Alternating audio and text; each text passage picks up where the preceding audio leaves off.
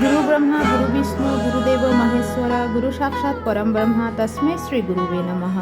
পোনপ্ৰথমে মই বিশ্বৰ প্ৰতিগৰাকী শ্ৰদ্ধাৰ শিক্ষক শিক্ষয়িত্ৰীলৈ শিক্ষক দিৱসৰ আন্তৰিক শুভেচ্ছা জ্ঞাপন কৰিছোঁ। লগতে তেওঁলোকক ধন্যবাদ জ্ঞাপন কৰিছোঁ। তেওঁলোকে আমাক সদায় পথ প্ৰদৰ্শন কৰি সকলো শিক্ষা নৈতিক মূল্যবোধ আৰু অনুশাসন প্ৰদান কৰিছে।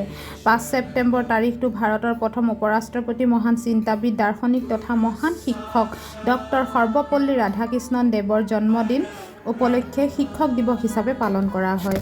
আজি এই শিক্ষক দিৱস দিনটোত আমাৰ শ্ৰদ্ধাৰ ভাৰতীয় জনতা পাৰ্টিৰ বিধায়ক মানৱ ডেকা ডাঙৰীয়াদেৱে এক কাৰ্যসূচী হাতত লৈছিল যে আমাৰ ৱাৰ্ডত থকা শিক্ষক শিক্ষয়িত্ৰীসকলক এখন অভিনন্দন পত্ৰ আৰু এখন গামোচা দি শিক্ষক দিৱসৰ শুভেচ্ছা জ্ঞাপন কৰা আৰু তেওঁৰ এই কাৰ্যসূচী সম্পন্ন কৰিবৰ বাবে তেওঁৰ নিৰ্দেশ মৰ্মে আমি আমাৰ ৱাৰ্ডত থকা প্ৰতিগৰাকী শিক্ষক শিক্ষয়িত্ৰী দুৱাৰদলিত উপস্থিত হৈছোঁ। আৰু আমাৰ মাজত আছে আমাৰ শ্ৰদ্ধাৰ ৱাৰ্ড নম্বৰ 8ৰ ৱাৰ্ড কমিশ্যনাৰ ডাঙৰীয়া শ্ৰীযুত বিজিত প্ৰসাদ শ্বাহ আৰু লগত আছে ৱাৰ্ড নম্বৰ 8ৰ 133 নং বুথ সভাপতি ললিত বৰশইকীয়া ডাঙৰীয়া আৰু লগত মই ৱাৰ্ড নম্বৰ 8ৰ 134 নং বুথৰ মই নিজেই সভানেত্ৰী আৰু লগত আমাৰ সহকৰ্মী দমন্তী বৰ্মন আছে। শিক্ষকসকল হ'ল মোমবাতিৰ দৰে, তেওঁলোক নিজেই জ্বলি আনক পোহৰ বিলায়। আজি এই শুভ ক্ষণত আমি যে তেওঁলোকক ভাৰতীয় জনতা পাৰ্টিৰ তৰফৰ পৰা এইদৰে অভিনন্দন জ্ঞাপন কৰিছোঁ, এই বিষয়ে তেওঁলোকৰো কিছু মনৰ ভাৱ জানিবলৈ চেষ্টা কৰিম। লগতে আমাৰো কিছু মনৰ ভাৱ আপোনালোকক জনাম। ভিডিঅ'টো আপোনালোকে স্কিপ নকৰাকৈ চাই থাকিব আৰু লগতে ভিডিঅ'টো ভাল লাগিলে লাইক কৰিব, কমেণ্ট কৰিব, শ্বেয়াৰ কৰিব আৰু মোৰ চেনেলটো ছাবস্ক্ৰাইব কৰিবলৈ নাপাহৰিব। আমাৰ বিজিত শ্বাহ ডাঙৰীয়া আমাৰ 8 নম্বৰ ৱাৰ্ডৰ ৱাৰ্ড কমিশ্যনাৰ। কেনেকুৱা লাগিছে আজি? ভাল লাগিছে, বহুত ভাল লাগিছে। আজি সন্মান যাচিব পাই মোৰ বিৰাট ভাল লাগিছে। আজি যেন শিক্ষকো নহয়, মোৰ মাতৃ পিতৃ সন্মান জনোৱাৰ নিচিনাই লাগিছে। এয়া আমি এতিয়া এনেকৈ দি মেলি ফুৰি আছোঁ আৰু সেই সময়কণত আমি ভিডিঅ' কৰিব পৰা নাই যদিও তথাপিতো আপোনালোকক অকণমান দেখুৱাবলৈ চেষ্টা কৰিম। লগ পাইছোঁ সন্তেক পিছত।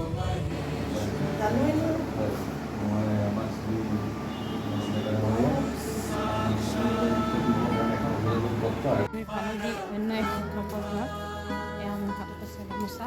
কি কথা আৰু শিক্ষকতা কৰা কেইবছৰ হ'ল আপোনাৰ? মোৰ এতিয়া শিক্ষকতা কৰা মই 96ৰ পৰাই কৰি আছোঁ। এতিয়া ভালেই লাগে বাৰু। আজি যে আমি আহিছা খুব ভাল লাগিছে, ভাল লাগে। বিজিতে ইমান পটককৈ এনেকৈ আহিব বুলি মই ভবাও নাছিলোঁ। এতিয়া অলপ আগতে স্কুলৰ পৰা আহি মাত্ৰ মানে কাপোৰ খুলি ৰেষ্ট লৈছিলোঁ। ভাৰতীয় জনতা পাৰ্টীয়ে আমাক যে ঘৰতে আহি এইখিনি সন্মান যাচিলেহি, তাৰ কাৰণে মই চৰকাৰ তথা দলটো শত সহস্ৰ প্ৰণিপাত জনাইছোঁ। আগলৈ যেন চৰকাৰখনে ৰাইজৰ হিতৰ কাৰণে তথা সমূহ জনসাধাৰণৰ কাৰণে ভাল কাম কৰি যায়, তাৰ কাৰণে মই আশীৰ্বাদ কৰিছোঁ।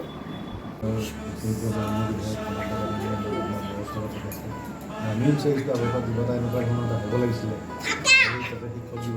শিক্ষক দিৱসৰ দিনাখন আমি ভাৰতীয় জনতা পাৰ্টীৰ ফালৰ পৰা আপোনালোকক আজি গামোচাৰ সন্মান যাচি এখন সন্মান পত্ৰ এখন আপুনি দিব পাৰে আমি নথৈ আনন্দিত হৈছোঁ। সেই কামটো আমি বহুত বছৰ আগতে কৰিব লাগিছিল, কিন্তু আমি এনেকৈ আজি মানৱ ডেকা আৰু আমি বিধায়ক হোৱাৰ কাৰণে আজি আমি এইখিনি কৰিবৰ কাৰণে সক্ষম হৈছোঁ।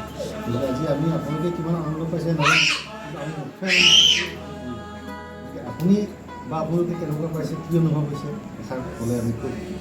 মই এতিয়া 96ৰ পৰাই চাকৰি কৰি আছিলোঁ, কিন্তু 96ৰ পৰা চাকৰি কৰি আছোঁ যদিও এনে আমাৰ কীৰ্তি শিক্ষয়িত্ৰী হিচাপেহে বহুত এনেকৈ লয়।